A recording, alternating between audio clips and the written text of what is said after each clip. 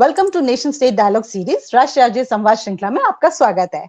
欢迎收看民族国家对话系列. I'm Dr. Geeta Kochar, moderator for today's discussion. Today it's our pleasure to have with us Professor Jian. And Professor Jian is the Secretary General, Shanghai Academy of Global Governance and Area Studies at Shanghai International Studies University.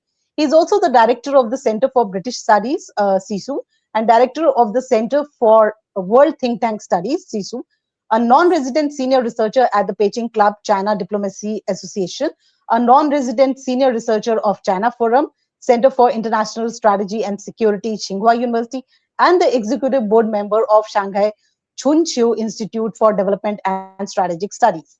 He obtained his master's and doctorate degrees all from Fudan University. So welcome to our show, Professor. It's a pleasure to have you here. Thank you for having me. Okay, so let's begin our discussion from what is the most, talked about or the most important event that is happening today globally. That is President Trump's visit to China. So how do you see President Trump's visit to China? Really, in the past few days, this is a question frequently raised by various medias. And I've been questioned for so many times, a little bit tired of that. But let me just repeat again. It's really a very big event for both sides, for both America as well as for China.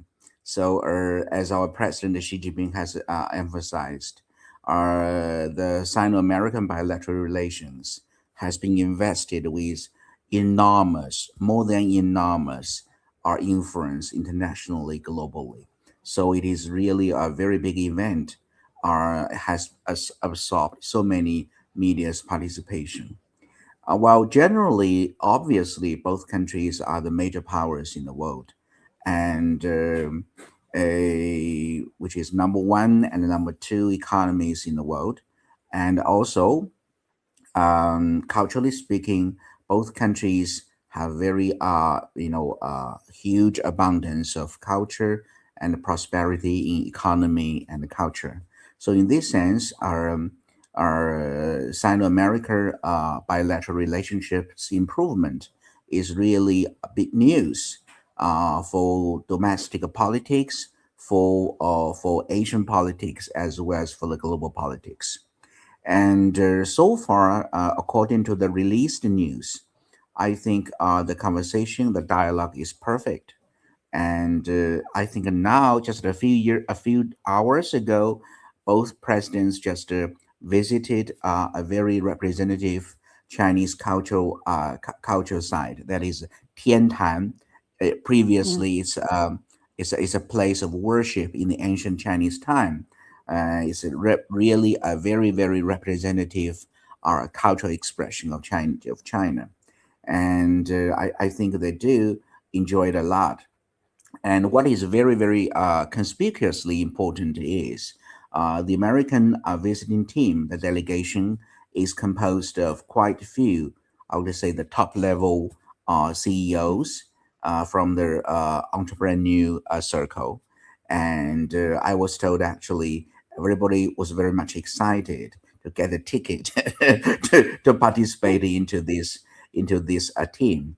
And even the Huang Renxun, the chief boss, and was at last got the final call to get on the plane.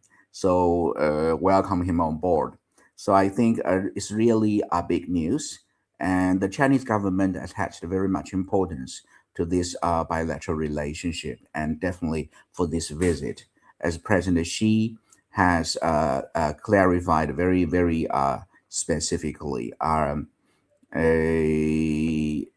China proposed that in the future, China wished to build up a constructive, sustainable, and mutual benefit, and like to say,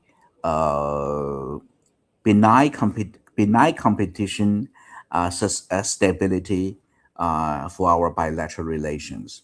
And hopefully, from this standpoint, and from today in the future, and China and America would go join it, hand by hand, to better our bilateral relations and to make our contribution for the stability of world's economy and for the peace of the world's global politics.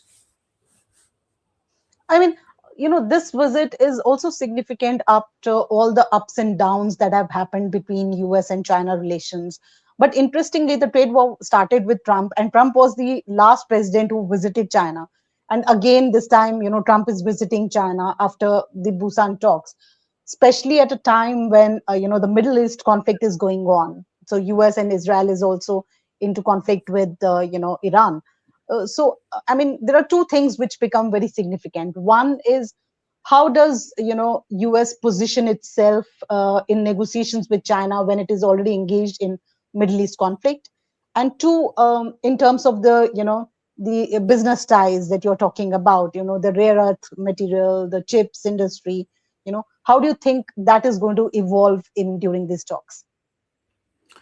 Well, first, as for the first question about the Middle East incident, let me point out very, very clearly and undoubtedly, this is a summit on the bilateral relations. And as Mm, to major powers, our bilateral relations is comprehensive and is covering all. So, and primarily and ultimately, it is our bilateral relations. So, mm, we have so many connections from varied perspectives, mm, politically, economically, in terms of the area stability and security issues, and we have many many areas for future cooperation. So mm, in this sense, definitely we are very replaceably important business partner for each other. In this sense, I think the major and the primary tone for this summit is absolutely constructive. Well, as you mentioned about the Middle East crisis, let me clarify. This is a crisis um, which involves primarily three parts: mm, America, Iran, and Israel. So definitely China's position on the crisis is very consistent.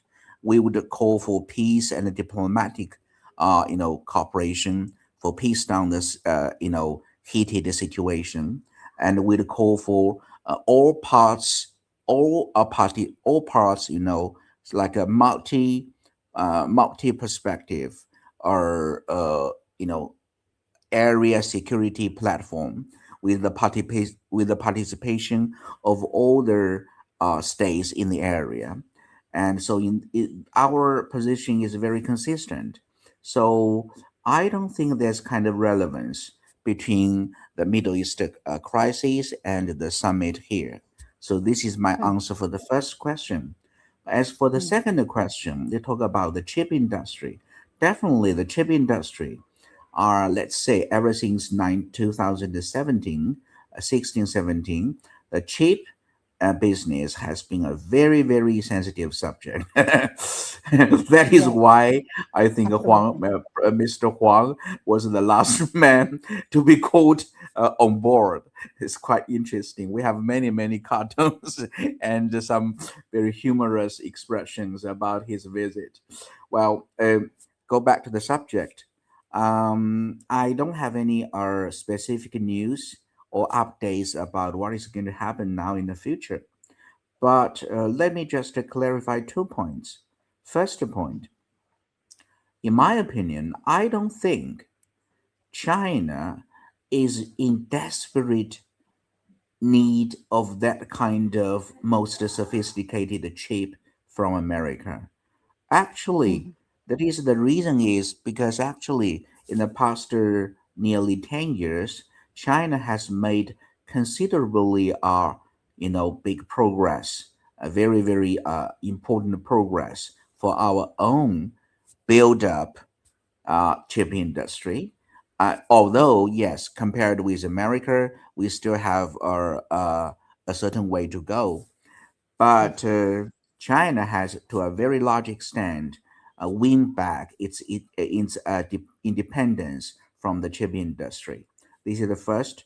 The second point is actually I think the invitation of Mr. Huang on the board is kind of, in my interpretation, is kind of a sign that represent a kind of possibility for America to reconsider its policy on the chip industry. Because I think Mr. Huang has pointed out very clearly in his previous interview speeches.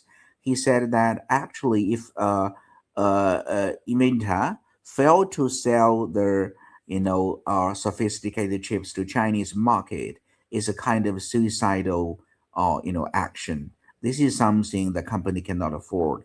That is his opinion, and he was very much worried about America's position in the AI and the chip industry in the future, because Mm. he made a very specific comparison between China and America in consideration of AI infrastructure and application and energy resources. We have our advantages and our disadvantages. So America, in consideration of its advantages, yes, it take the lead in chip industry, in chip Yeah. technology, but squander its chip technology leading position would be it's not good news for the whole industry in the future. Yeah, definitely. One of the Yeah. things which uh, we are heatedly talking in India today is about the BRICS summit. So New Delhi is holding the BRICS summit now, and the foreign minister, Chinese foreign minister Wang Yi, is not going to attend that. Basically, because it is going to clash with President Trump's visit to China.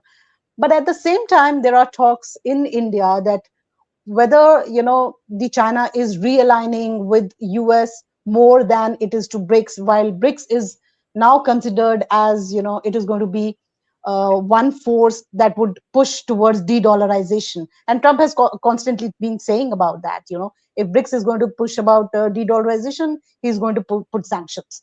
So I think one of the things which in India there is a lot of debate is, how does China view now? I mean, Foreign Minister Wang Yi is not coming to New Delhi to attend the BRICS summit. Neither the Vice President Han Cheng is coming.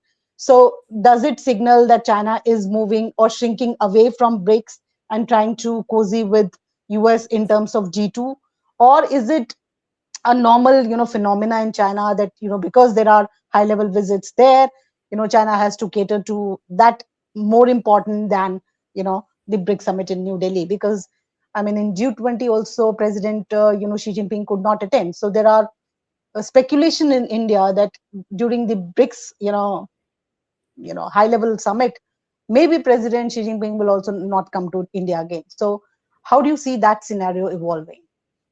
Wow. I cannot answer the question in a specific way because I have no right to determine our president's future whereabouts. But Yeah. let me just clarify some points here on the principle. That is, first, China never. China is not interested in like G2 or Mm. like Sino America global order, something like that. This is not China's one. China is not in pursuit of like say, well, the power scope, something like that. But um, China, I think President Xi has emphasized very clearly last year in quite a few occasions, and China is one of the global South countries. China is Mm. one of the important BRICS members, and China is one of the developing countries. Is so far the largest developing countries, and China will definitely take the developing countries' interest and the cooperation with the developing countries on its very priority concern. That is obvious, undoubtedly unchangeable. And in terms of the BRICS, let's say talk about our bilateral relations. It is also repeated very clearly by the president, by the official announcement that we think highly of the importance with India, and we both actually by population are very large countries, and we are both very, very huge abundance of culture, and we both countries have our very unique culture and social background, and situated in Asia. I think our bilateral relationship has very high potential for the future cooperation. Well, talking about but I don't think the progress of the bilateral relationship with America will contradict our bilateral relationship, our relationship with developing countries, with the BRICS, or with our global south countries. I don't appreciate or support that kind of decisively split opinion on the world. This is something that I'm not in support of. And however, specifically when you talk about the de-dollarization, while this is a very complicated question, financially, this is actually the so far the today's financial map globally is an outcome of the Second World War world order, and dollar's privileged position is a historical result, is a historical agreement which involves many countries' interests now and in the future. And I think anyone or any country, if they intentionally change the world order, it is absolutely against the common interest globally. This is my first point. The second point, well, even talk about the possible de-dollarization, since we are very much worried about Americans' domestic politics. America now is in deep involvement in their national debt. This is an astronomical number. We all know that. So dollars trust has been deteriorating to some degree. That is true. But does that mean that dollar would be very swiftly replaced by some other currency, or by some kind of agreed currency, common currency in the future? Let's say BRIC dollar. No, so far, my friend, so far there's no clear sign to show that. mm, I think at least, now let's take a very conservative view, that is, at least it will be a long way to go to, let's say, to see some dramatic and unprecedented change in terms of global financial system. Okay, I mean, yeah, there's a lot of talks that are happening in India also in terms of whether there are new kinds of currency can be mooted or not, whether there can be Russia, India, China kind of a nexus that can boost the BRICS thing. But let me move to talk about how the US and Europe relation seems to be a very special dynamics. Yeah, everyone knows about that. But with the Yeah. Russia-Ukraine war, there are some divergences that we see between US and Europe. So, in your Yeah. assessment, how does this relationship develop, and are there some, likely changes to US-led NATO?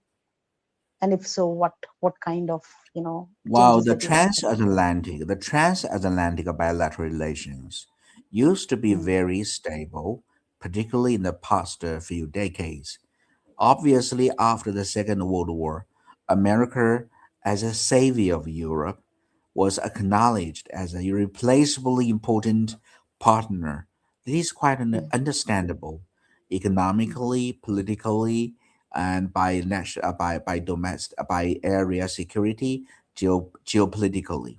So, however, yes, we see in the past, roughly speaking, in the past 2 years, there's a kind of earthquake shake that occurred on the bilateral relations, transatlantic bilateral relations. The EU leading politicians were very much astonished by the reaction from America. But the America Donald Trump and his team, particularly J.D. Vance, has iterated very, very clearly, although um, a little bit hurting, that EU should not anticipate uh, uh, a Europe, an America, as it used to be for EU. mm, mm, And even we know that actually Donald Trump even promised to, draw back thousands of American troops from the frontier, from the front line in mm, defense of Europe. So, yes, that's big change. However, in terms of its interpretation, some European, researchers and even politicians still call for the old time, the old mm, time, because they were so much used to that, or they were so much addicted to that. mm, And I was interviewed by which media? Well, by I think by SCMP. Well, I forget the mm, name anyway.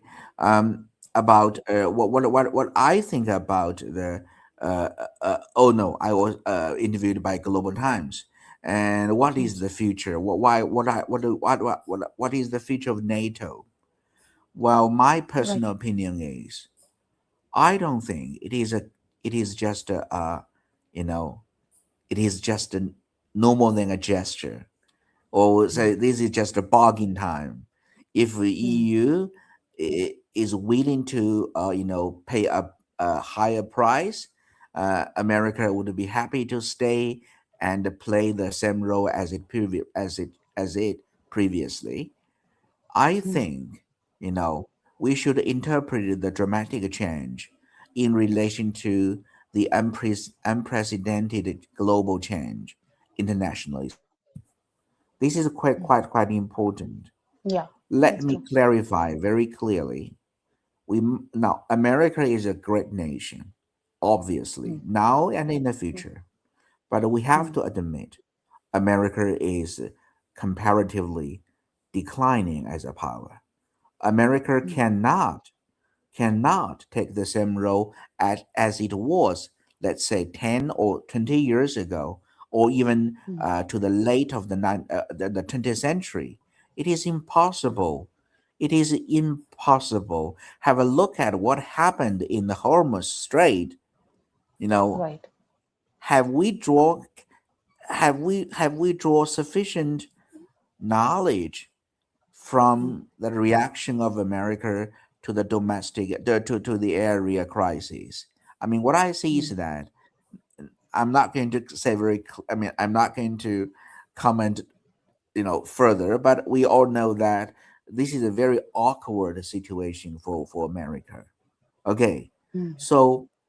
mm, I have told our American colleagues again and again, I say a dramatically declining America is not at the interest of China. Why? right. Because America does play a very crucial role internationally speaking. Mm, And uh, I, uh, I'm not in support of anything America do, but let me be very frank. uh, if without America, in some or a lot of cases, the situation would be very, very complicated. There will be mm, more conflicts and more, this or that kind of explosion of problems. So, but domestically, what happened in America domestically really worries me. I was very mm, much dreaded. I dread me very much what happened domestically in America. mm, And a lot of people say, wow, America and China are rival countries to each other.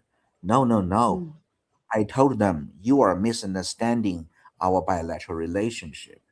We have much space for cooperate. We have much mm, room for negotiation. But the situation is absolutely different in terms of what happened between the Republic and Democratic.